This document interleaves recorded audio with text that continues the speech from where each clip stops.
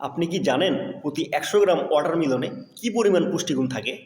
প্রতি ১০০ গ্রাম পাকা তরমুজে পানি থাকে ৯২ থেকে ৯৫ গ্রাম। তরমুজে প্রচুর পরিমাণে পানি থাকায় গরমের সময় আমাদের শরীর থেকে ঘামের মাধ্যমে যে পানিগুলো বের হয় সেই পানি শূন্যতা রোধ করে তরমুজ।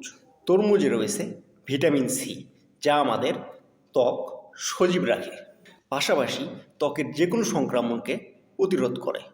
এছাড়াও তরমুজে রয়েছে অ্যামাইনো অ্যাসিড, যা আমাদের শরীরের কোলেস্টেরল ও ফ্যাট কমাতে সাহায্য করে।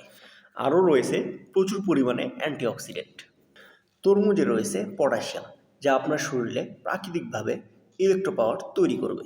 এছাড়াও তরমুজে রয়েছে প্রচুর পরিমাণে ক্যারোটিনয়েড। ক্যারোটিনয়েড চোখের বিভিন্ন সমস্যা সহ রাতকানা রোগ প্রতিরোধে বিশেষ ভূমিকা পালন করে। এছাড়াও যারা শারীরিকভাবে দুর্বল তাদের জন্য তরমুজ প্রাকৃতিক ঔষধ হিসেবে কাজ করে। এছাড়াও আরও বহু পুষ্টিগুণ সম্পন্ন ফল হচ্ছে তরমুজ।